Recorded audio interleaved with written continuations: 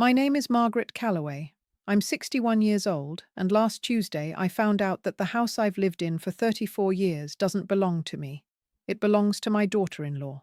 She bought it, quietly, 3 months ago, while my son was sitting across from me at my own kitchen table telling me everything was fine. The document was in a plain white envelope mixed in with the electric bill. County Recorder's Office. I almost threw it away unopened. I didn't throw it away. What I found inside that envelope unraveled 11 years of what I thought was a family. It told me something about my son I still can't say out loud without my hands shaking. It told me something about the woman he married that made every single thing she'd ever done to me suddenly make a different kind of sense. And it told me something about myself, about how long a person can be standing in the middle of something terrible and still mistake it for love. I'm not angry anymore, Gree. I'm something quieter than that, something that doesn't have a name yet. But it has a plan. You should know what kind of woman I am before you decide how to feel about what I'm about to tell you. I'm not dramatic. I raised 2 sons in a 3-bedroom house in central Ohio on a teacher's salary and whatever Daniel brought home from the garage. I packed lunches until my hands knew the routine without waking my brain up. I attended every school event, every wrestling meet, every hollow school play where my boys stood in the back row mouthing words they hadn't bothered to learn. I did not complain about this. Complaining felt like a betrayal of something I'd chosen on purpose. Daniel died 11 years ago. Heart attack on a Wednesday morning, still in his work boots, before he'd finished his first cup of coffee. The kind of death that doesn't give you time to say any of the things you'd been saving up. Afterward, I did what women like me do. I kept the house, kept the routine, kept going because stopping felt like agreeing with the worst thing that had ever happened to me. My older son, Patrick, lives in Denver now. Calls on Sundays, mostly remembers my birthday, sends the grandkids' drawings in the mail. That relationship is honest. It is what it is, and neither of us pretends otherwise. My younger son, Robbie, lives 12 minutes away, or at least I thought I knew what that meant. Robbie was always the one I worried about, which is how it works with the younger ones sometimes. Patrick had direction from birth, that forward-leaning quality that carries people through. Robbie was softer, funnier, the kind of kid who'd bring a stray cat home and cry when we couldn't keep it, then forget about the cat by Thursday. I loved that about him. I also knew, in the way mothers know things they never say out loud, that softness without a spine is just waiting to be shaped by whoever gets there first. Whoever got there first was Courtney. She came into Robbie's life 8 years ago at a company Christmas party, and within 14 months they were married in a ceremony so fast my head was still spinning when I signed the guest book. I want to be honest with you about Courtney because this story collapses if I'm not. She was not a monster when I met her. She was charming, precise, the kind of woman who remembers what you ordered at a restaurant 2 years ago and brings it up to make you feel seen. I mistook that precision for warmth for longer than I should have. The first signal came about 6 months after the wedding. Small things. The way she'd answer questions I'd directed at Robbie. Not interrupting, just sliding in front of him so smoothly he didn't seem to notice the space she'd filled. The way family dinners started happening at her mother's house in Columbus more often than at mine, and how when I mentioned it once lightly, just an observation, Robbie called me 2 days later and said, "Mum, you have to stop making Courtney feel unwelcome." I hadn't said a word to Courtney. I'd said it to my son, in my own kitchen, over coffee. But that's the kind of detail that gets smoothed over in families. You patch it. You move on. You tell yourself you're being oversensitive because the alternative, that something is being built around you that you can't see yet, that alternative is too uncomfortable to hold on to before you have proof. I didn't have proof. Not then. What I had was a house. Daniel and I bought this place in 1989. 3 bedrooms, a screened porch, a yard deep enough that the boys could disappear into it. We paid it off in 2004, 2 years before Daniel died, and I remember the day we burned the mortgage statement in the backyard fire pit because that's the kind of people we were. The house was paid, the house was mine, that was the foundation everything else sat on. After Daniel passed, the property taxes went up the year after, then again, the way they do. My teacher's pension covered everything I needed, barely, but there's a difference between covering everything and having anything left. I told myself I was fine. I told myself this for 3 years while the deferred maintenance stacked up the way it does in old houses when there's only one person making decisions and one person's income to make them with. The furnace went first. $12,000 I didn't have. Then the roof. That was 18,000, and I had 9 saved, which meant I had 9,000 I didn't have. I applied for a home equity loan and the bank said yes, but the rate made me sick to look at, and I sat at this same kitchen table I'm sitting at right now, and I felt something I hadn't let myself feel in years. I felt the ground shifting under me. Robbie showed up that Saturday. He sat down across from me and said, "Mum, we want to help." He used that word. We. Courtney sat beside him in my kitchen and she said, "Mom, you shouldn't be carrying this alone. We've been talking, and we'd like to handle the financing, keep it in the family. They'd pay off the home equity loan and set up a private arrangement. Just family helping family.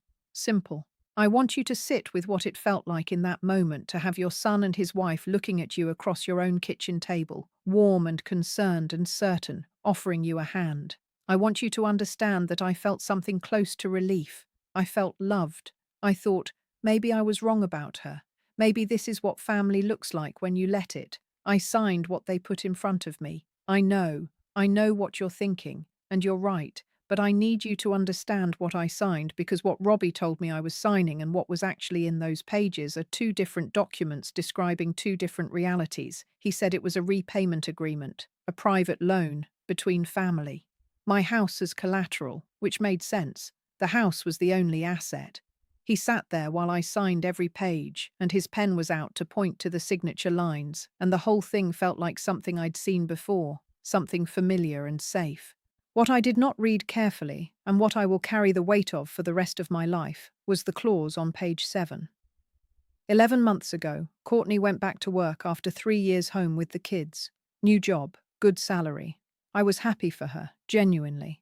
I watched the kids 2 days a week, Tuesday and Thursday, while she settled in. I made lunch, did school pickups, learned which one needed the crusts cut off, and which one cried if the cheese touched the apple slices. I loved those afternoons. They were the best part of my week. But 4 months ago, something shifted in how Robbie talked to me on the phone. A tightness I couldn't name, shorter sentences, a habit of answering questions before I'd finished asking them. I told myself he was tired. Work stress. That's what wives tell themselves too, I suppose, when the change is gradual enough. Then 3 months ago, Courtney stopped needing me on Tuesdays. A neighbour, she said, a woman from the school who was already watching her own kids and didn't mind adding 2 more. More convenient, Courtney said, geographically. She said it with a smile so reasonable I couldn't find anything to grab onto. I went home that Tuesday and sat with the quiet of a house that had been busy that morning in my mind before it wasn't, and I told myself the quiet was okay, that grandmothers sometimes have to adjust, that this wasn't a signal, it was just a schedule change. 2 weeks later, Robbie came by alone. No Courtney. He sat in the kitchen and didn't take off his coat, and the not taking off his coat is the thing I keep coming back to because it means you're not planning to stay. He said, "Mom, I want to talk to you about the house." "The house," I repeated. He said they'd been doing some financial planning with their advisor, and it would actually be better, structurally, if the arrangement was formalized a little differently, if the property were titled in a way that protected everyone. He used that word too. Everyone. He said Courtney's name once, then stopped, then said it was really just a paperwork thing. I said, "Robbie, what are you asking me to do?" And he said, "Mum, I'm not asking you to do anything. It's already done. You signed the authorization in the original agreement, page 7. He said it gently. That's the part I haven't been able to get past. He said it the way you'd tell someone their flight's been delayed. Gentle and done, and not something either of us could change. I didn't say anything. I watched him leave without his coffee, and I sat there in a coat I hadn't taken off either, and I thought, when did I stop being the person who owns this table? I didn't open the county recorder's envelope for 3 days. It sat on the counter under the electric bill, and I walked past it 17 times because I knew and I didn't know simultaneously, and there is a mercy in the not knowing that I wasn't ready to surrender. On the 4th morning, I opened it with the butter knife because that's what was closest. The deed of conveyance was dated October 14th. Grantee. Courtney Ann Voss Calloway. I read it twice. Then I read it a third time, the way you read something when you're hoping the words will rearrange themselves into something you can survive. They didn't rearrange. I put the paper flat on the table. I set the butter knife down next to it. And then I did the thing I never do. I called Patrick. Patrick picked up on the second ring, which he never does, and the first thing he said before I could speak was, "Mum, I've been waiting for you to call." And in the silence between that sentence and my next breath, I understood something that dropped the floor straight out from under me. Patrick already knew. How long had Patrick known? What was on page 7? And why was Courtney's name the one on that deed, and not Robbie's? Stay with me. What I found out next changed everything I thought I understood about the last 3 years. Subscribe to Voices of Grandma Rose and don't move, because the truth about page 7 is worse than the deed. And the truth about Robbie is something I'm still not sure I have the words for. Patrick said, "I found out 6 weeks ago." 6 weeks. I counted backward in my head the way you do when a number doesn't make sense yet. 6 weeks ago, I was watching his children on a Thursday afternoon. I was cutting apple slices. I was learning which one cried about the cheese. 6 weeks ago, my older son knew that my younger son had signed my house to his wife, and Patrick had said nothing, had called on Sunday the way he always does, had asked about my garden and the neighbour's dog and whether I'd seen the weather coming through. I said, "Patrick, 6 weeks." He said, "I know, Mum, I know. I was trying to figure out how to—" And then he stopped, and I heard him exhale the way men do when they've rehearsed something and the rehearsed version has just failed them. He said, "Courtney called me. She wanted me to help her talk to you. She said it would be easier coming from both of us." "She called you," I said. "She said it was for your protection, the title transfer. She had reasons, Mum. She listed them, and I sat with it too long, and I'm sorry. I should have called you the same day. I want to tell you what it feels like to hold a phone against your ear in your own kitchen while 2 separate betrayals settle into you at the same time. It isn't loud. That's the thing nobody tells you. It's very, very quiet, like a room after a clock stops. I told Patrick I'd call him back. I set the phone face down next to the deed. Then I opened my laptop. I am a retired school teacher, not an attorney. But I taught critical thinking for 31 years, and I know how to read a document when I need to, and I needed to now more than I'd ever needed anything. I pulled up every scanned page of the original agreement I'd signed 3 years ago. Robbie had emailed them to me then, at my request, and I'd saved them the way I save everything, in a folder labeled with the date. I found page 7. The language was dense in the way that things are dense when someone wants them to be dense, but the core of it was this. In the event of default or restructuring of the repayment terms, both parties agreed that the property could be retitled at the discretion of the financing party to protect the collateral interest. Financing party, that was Courtney, not Robbie, not both of them together.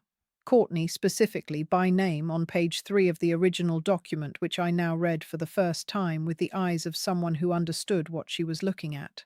The loan had come from Courtney's personal savings account, not their joint account.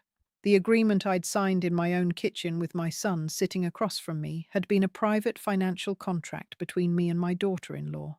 Robbie had been present as a witness, not a party, a witness. I sat back in my chair, and the full shape of it came into focus the way a photograph develops, slow and then all at once. Courtney had structured it so that if anything changed, if I missed a payment, if the terms shifted, if she simply decided the moment had arrived, my house was already hers to take. And I had signed it, in my own kitchen, while my son sat across from me pointing to the lines. The question I could not yet answer, the one that sat in my chest like a stone I couldn't lift, was whether Robbie had known what he was pointing to. I picked the phone back up and I did not call Patrick again.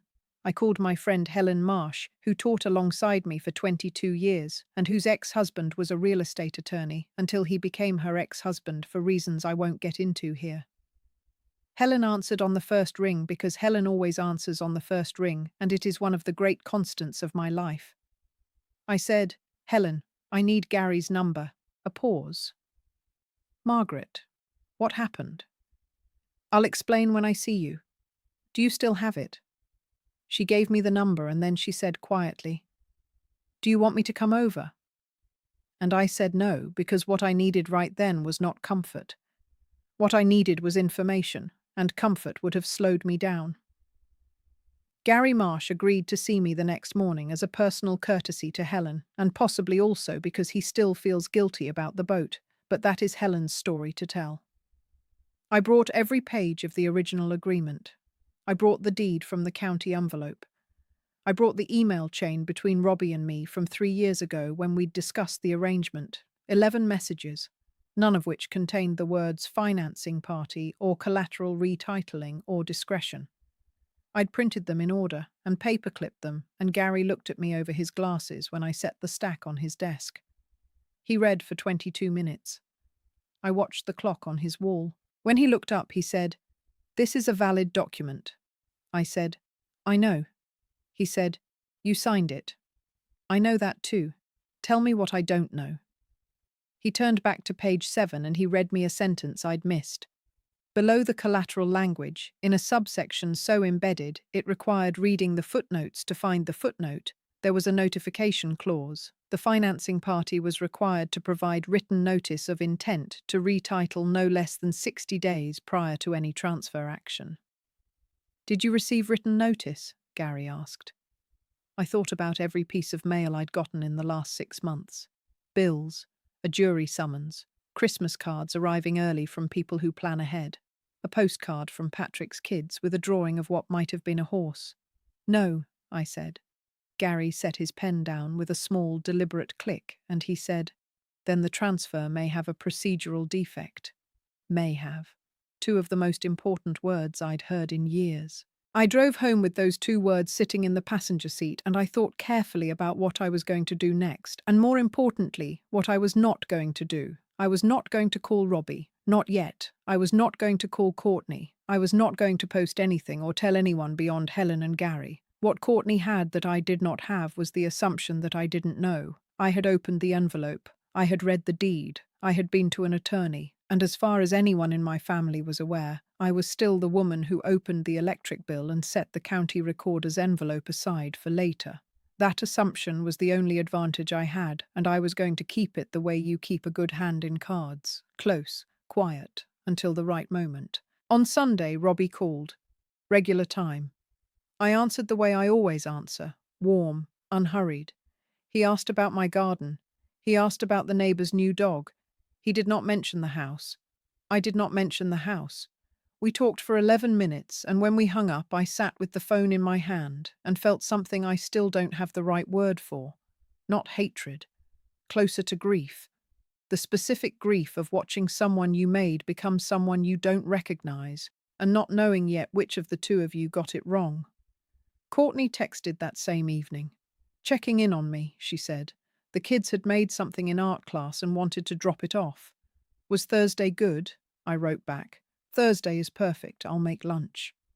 I pressed send and stared at those 5 words and thought about the very specific kind of patience it takes to set a table for someone who has already taken your house. Thursday came.